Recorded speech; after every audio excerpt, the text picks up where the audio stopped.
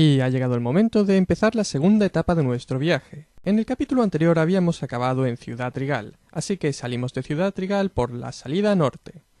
Si tenemos suerte, aquí podremos hacernos con el escurridizo Yanma. Gracias a las bandas oscuras que presenta Yanma en sus alas, sabemos que está inspirado en la libélula Sympetrum pedemontanum. Y el parecido entre la libélula de la vida real y Yanma viene recalcado por la forma y el color de los ojos de esta libélula. Siguiendo nuestro camino hacia el norte, entramos en el Parque Nacional, donde nos encontramos con el Pokémon Sandkern. Sandkern está inspirado en la pipa de girasol. Las dos hojas que salen por encima de su cabeza se supone que representan los cotiledones, las primeras hojas que salen de una planta. Claro que se han tomado una pequeña licencia artística. Después de usar una roca solar, Sandkern evoluciona a Sanflora, un Pokémon que está muy relacionado con el sol. Esto viene inspirado porque este Pokémon se supone que es un girasol, y los girasoles giran su inflorescencia para tenerla siempre orientada hacia el sol. Ahora la Pokédex hace un poco de trampa y nos pone como si el siguiente Pokémon fuera Sudowoodo, que realmente tendría que haber estado un poquito más adelante. El aspecto general de Sudowoodo, con esos círculos verdes en las manos, representa la forma clásica de podar los árboles en Japón. Pero si echamos un vistazo más a fondo a su diseño veremos características que de otra forma se nos pasarían. Por ejemplo, las dos ramas que tiene en su frente se parecen a unas antenas, y por otro lado en su cuerpo presenta unos puntos amarillos. Estas características lo asemejan a un insecto palo, un insecto que se especializa en parecer una ramita de árbol. El concepto de un animal que no es lo que parece debe ser el origen de Sudowoodo. Lo que pasa es que hay un problema con hacer que Sudowoodo sea un insecto palo. En el mundo de Pokémon, el tipo planta y el tipo bicho tienen muchas debilidades y resistencias en común, así que incluso en el caso de que un tipo bicho consiguiera hacerse pasar por un tipo planta, los ataques que lanzaríamos sobre el tipo planta le afectarían también a él por ser de tipo bicho. En cambio, el tipo roca, que es el tipo que acabó siendo Sudowoodo, es prácticamente el contrario al tipo planta. Casi todas las debilidades del tipo planta son resistencias para el tipo roca y viceversa. Así que probablemente ese sea el origen del tipo roca en Sudowoodo. El siguiente...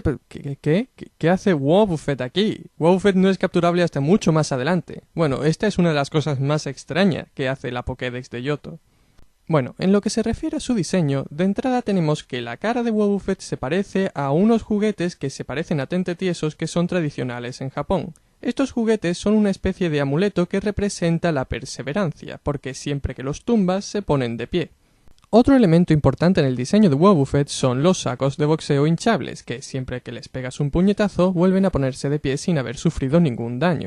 El hecho de que sean sacos de boxeo hinchables viene representado en Wobbuffet, por ejemplo, en su animación de aparición en combate de Pokémon Esmeralda, que parece que se hincha desde el suelo. Otro ejemplo de esto sería el aspecto de su preevolución, Wynaut, que tiene un aspecto lacio, como si fuera un saco hinchable que no se ha hinchado del todo. Para terminar de hablar de la inspiración de Wobbuffet, tendríamos que hablar de un humorista japonés llamado Sanpei Hayashiya. Al parecer, una de las bromas recurrentes de este hombre es llevarse la mano a la frente mientras dice la frase Sonan-su Okusan, que quiere decir «así es, señora». Y es a partir de esta frase que se origina el nombre japonés de Wobbuffet, Sonansu, y su característica forma de saludar en el anime. En fin, como iba diciendo, estamos en el Parque Nacional, que es el lugar donde se celebran los concursos de captura de insectos, así que es aquí donde la Pokédex decide introducir todos los Pokémon bicho más o menos emparentados, empezando por Scizor.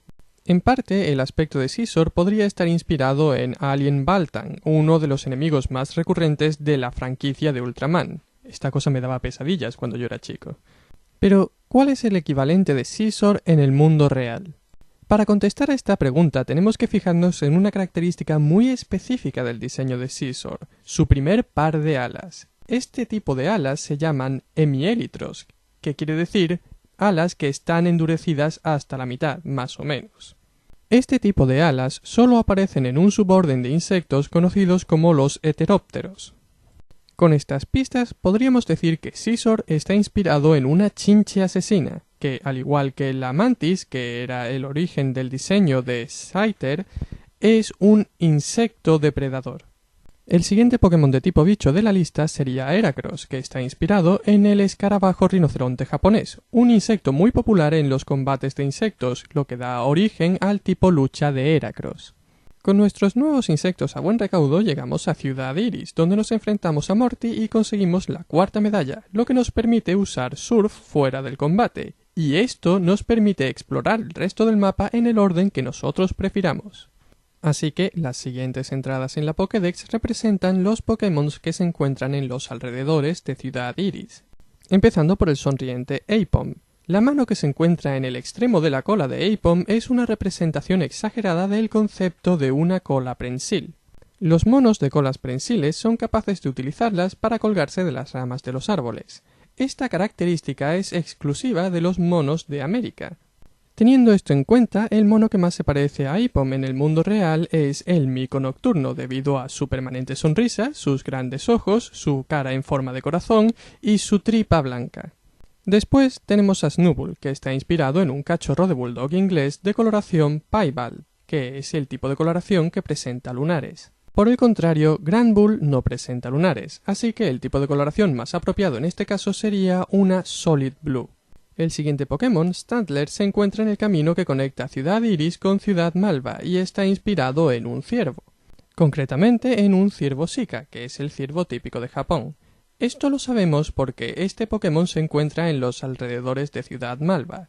Y se supone que Ciudad Malva está inspirada en la ciudad japonesa de Nara. Uno de los puntos más famosos de Nara es el Parque de Nara, donde hay muchos ciervos que conviven perfectamente con los seres humanos, lo cual se considera que es un símbolo de que el ser humano es capaz de convivir con la naturaleza. Y es precisamente por este parque que Stantler se encuentra cerca de Ciudad Malva. El siguiente paso es adentrarnos en las cuevas de Monte Mortero, que se encuentra al este de Ciudad Iris. Allí es donde encontramos a el Pokémon Marill. Marill fue uno de los Pokémon que se presentaron en la feria de 1997 de Nintendo Space World. Aunque su diseño era un poco distinto, su cola no era tan extraña como lo es hoy en día. Probablemente este Pokémon está inspirado en la falsa rata de agua, un roedor que vive en la costa norte de Australia. Este animal tiene el vientre blanco y el dorso azulado, para poder camuflarse mientras está nadando por encima del agua, una característica que tiene en común con el Pokémon Marill. Mientras que Marill estaba inspirado en un roedor, Azumarill está inspirado en un conejo, un animal que normalmente no relacionaríamos con el mar. Es posible que Marill esté inspirado en uno de los motivos decorativos más comunes en todo Japón, que es precisamente un conejo saltando por encima de las olas que se llama conejo y olas.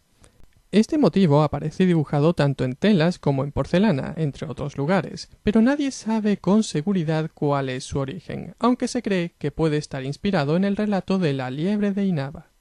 Érase una vez una liebre blanca que quería cruzar el mar. Estaba mirando al mar pensando en cómo podría cruzarlo cuando vio a un tiburón nadando por allí cerca. Le llamó y empezó a hablar con él. La liebre empezó a presumir delante del tiburón de que ella tenía muchos parientes, probablemente muchos más de los que tendría el tiburón. El tiburón se sintió un poco ofendido y dijo que él también tenía muchos parientes. Entonces la liebre le dijo al tiburón que la forma más fácil de averiguarlo era que el tiburón llamara a todos sus parientes y que los pusiera en fila desde una orilla del mar hasta la otra. Entonces la liebre saltaría por encima de todos estos tiburones contándolos de uno en uno. Al tiburón le pareció que esta era una buena idea y llamó a todos sus parientes y los hizo ponerse en fila desde una orilla del mar hasta la otra. La liebre saltó por encima de todos ellos, y así pudo cruzar desde una orilla hasta la otra. Pero cuando estaba a punto de llegar a la otra orilla, la liebre no pudo evitar reírse y decir que había engañado al tiburón. El último de los tiburones oyó lo que decía la liebre, y enfadado intentó atacarla. La liebre consiguió salvar la vida, pero no pudo evitar que el tiburón le arrancara su blanco pelaje. Más tarde la liebre consiguió recuperar su piel, pero eso es otra historia. Volviendo a Pokémon. En lo más profundo del Monte Mortero se encuentra un entrenador de Pokémon de tipo lucha. Si logramos derrotarle, nos dará al Pokémon Tyrogue, o como se pronuncie. Este Pokémon parece estar inspirado en la lucha libre olímpica amateur. Concretamente, el aspecto de su cabeza parece estar inspirado en los protectores para las orejas. Este Pokémon es el precursor de toda la familia Hitmon, así que hacemos que evolucione a Hitmontop, que es el último que nos queda por analizar. Por un lado, Hitmontop está inspirado en una peonza japonesa, y por otro lado, Hitmontop está inspirado en el capoeira, un estilo de arte marcial brasileño que incorpora elementos de baile. Uno de sus movimientos más impresionantes es girar sobre tu propia cabeza. Seguimos explorando zonas de Johto que no podíamos visitar hasta que no tuviéramos surf y nos encontramos con el Pokémon Girafarig, que es otro de esos Pokémon que se habían mostrado durante la Space World 97. Como cabría esperar, Girafarig está inspirado en una cría de jirafa. Bueno, digo que es una cría porque Girafarig no tiene el cuello tan largo como una jirafa adulta, pero eso no explica por qué los cuartos traseros de Girafarig son tan distintos del resto de su cuerpo. Esto podría ser una referencia al aspecto del okapi, el único otro miembro que queda vivo en la familia de la jirafa.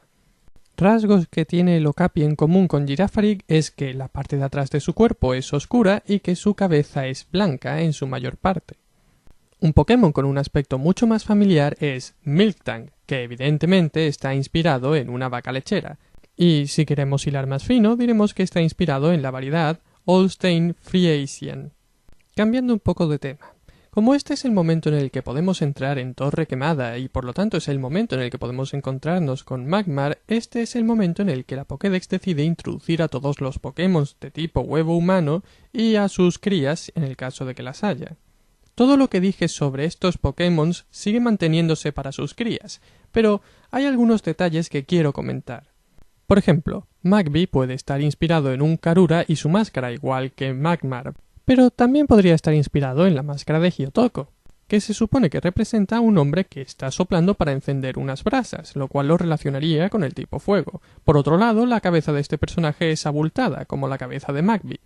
Ya habíamos dicho que Jynx estaba inspirada en Yama-Uba, pero su cría, Smoochum, tiene más elementos en su diseño, sobre todo porque es de color rosa, lo cual la relaciona con el look de las Yamamba. Las Yamamba se pusieron de moda en Japón a mediados de 1990, por eso no las mencioné en el origen de los Pokémon de la primera generación, porque esta moda es posterior a la salida del primer juego de Pokémon.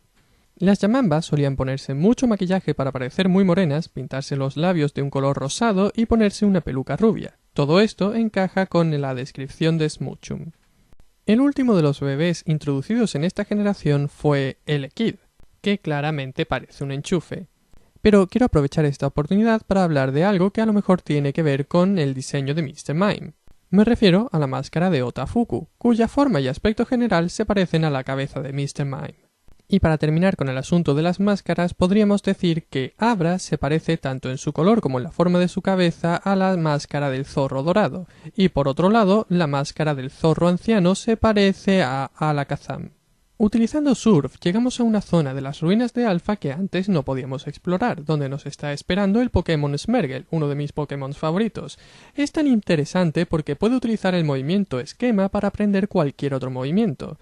Podríamos relacionar esta técnica con el mismo concepto que inspiró a los Unknowns: lo que se pinta en un papel puede cobrar vida.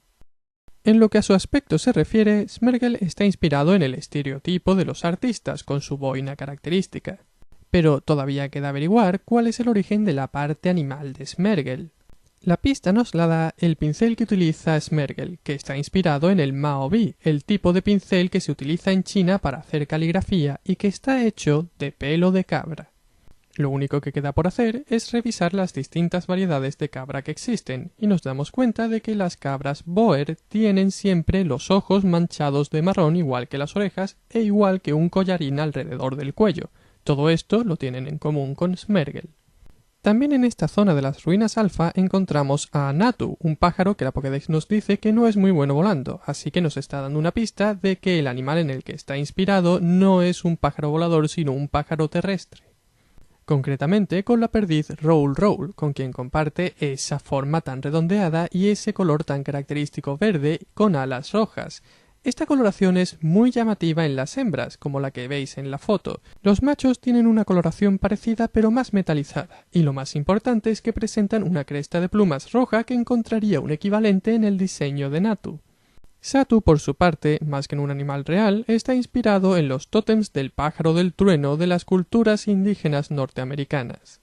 Después de este peregrinaje, llegamos por fin a Ciudad Olivo, donde esperamos conseguir nuestra quinta medalla, pero la líder de gimnasio no se encuentra disponible, así que hablamos con los lugareños, recibimos una nueva caña de pescar y nos disponemos a cruzar el mar.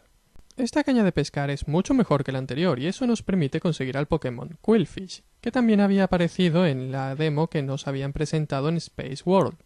Este Pokémon está inspirado en un pez erizo, llamado así porque presenta un gran número de espinas venenosas alrededor de su cuerpo. Este pez es capaz de hincharse como mecanismo de defensa.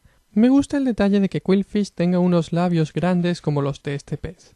El siguiente de la lista es Shackle. El hecho de que aparezca entre las especies de Pokémon que viven en el agua es muy significativo, como también lo es el hecho de que solo podamos encontrarlo debajo de las piedras que están en la playa. Su nombre japonés, Tsubotsubo, y el hecho de que sea utilizado para fermentar bayas, lo está relacionando con las jarras japonesas llamadas tsubo. Y, a su vez, tanto estas jarras como ese Pokémon en Japón están relacionadas a través de este nombre con las conocidas como bellotas de mar, los balanomorfos. Ahora bien, ¿por qué este Pokémon es de tipo bicho? Bueno, ¿qué consideráis vosotros tipo bicho? ¿Solo insectos o todos los artrópodos o artrópodos y parte de los demás invertebrados? En este caso, este animal es un artrópodo. Es un crustáceo, igual que los cangrejos. Claro que el parecido entre este y los demás crustáceos solo puede ser observado ya al nivel de la larva. El siguiente Pokémon, Corsola, es un coral. Concretamente es una especie japonesa de coral que se utiliza en la joyería y tiene un tono rosado muy bonito. La siguiente familia de Pokémon es un poco más confusa. Empezamos por Remoraid. Voy a dejar de momento a un lado los elementos que tiene de Remoraid y voy a fijarme simplemente en a qué animal se parece más. Es decir, el pez arquero, llamado así porque cuando está en el agua y ve a un insecto posado sobre una hoja, le escupe para que el insecto caiga al agua y poder así comérselo. La confusión llega cuando Remoraid evoluciona a Octillery, que no tiene nada que ver con un pez, es un pulpo. Los pulpos y los peces no tienen nada en común salvo porque viven en el agua. Bueno, y porque son capaces de escupir agua a través de su sifón, lo que parece que es lo más importante en esta familia de Pokémon, escupir agua. Pero hay otro elemento en común entre ambos miembros de esta familia de Pokémon, algo que parece más bien una broma interna dentro de Game Freak. Estos dos Pokémon podrían estar inspirados en dos enemigos que aparecían en el juego de Game Freak Pulseman. Claro que aún así, estos dos enemigos no tenían mucho en común, solo tenían en común que los dos aparecían en el mismo nivel, el nivel de Australia. Otra familia de Pokémon con la que se tomaron muchas libertades es la familia de Chinchou. Tanto por su forma aplastada como por su nombre de especie en Japón, sabemos que Chinchou está inspirado en un rape. Los rapes tienen la primera aleta dorsal modificada como si se tratara de una caña de pescar y la utilizan a modo de cebo.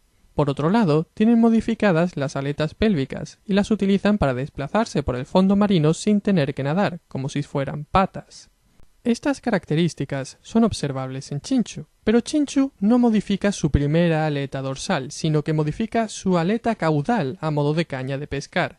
Esto no ocurre en ninguna especie de pez, pero hace que Chinchou se parezca a otro tipo de pez, un pez abisal. Los peces trípode, que se sientan en el fondo marino apoyados sobre sus dos aletas pélvicas y su aleta caudal, con sus dos aletas pectorales modificadas de manera que formen unos filamentos que ellos orientan hacia adelante y dejan colgar. Estos filamentos son tan finos que basta con que pase cualquier cosa moviendo el agua a su alrededor para que estos filamentos vibren, indicándole a este pez qué es lo que se está moviendo a su alrededor. Además, la larva de estos peces es bioluminiscente y brilla en unos colores azul y amarillo, igual que los colores de Chinchou. El aspecto de este pez, sobre todo por esos dos filamentos colgando por delante de él, se parecen mucho al aspecto de Chinchou, así que puede que hayan tenido algo que ver con la inspiración de este Pokémon. Por otro lado tenemos la evolución de Chinchou, Lanturn. Está claro que Lanturn está inspirado en algún miembro de la superfamilia Ceratoidea, que es una superfamilia que pertenece al mismo orden que los rapes, con lo cual hay una relación entre Lanturn y Chinchou. Pero es difícil saber exactamente a qué familia pertenece Lanturn. Yo me decantaría por la familia Diceratidae, por la simple razón de que son la única familia que tienen dos antenas bioluminiscentes, igual que Lanturn. Pero, a decir verdad, no podemos saberlo a ciencia cierta. Por fin avistamos tierra. Llegamos a Ciudad Orquídea, derrotamos a Aníbal y conseguimos nuestra quinta medalla. Grabamos la partida y ya seguiremos el próximo día. Hasta la próxima.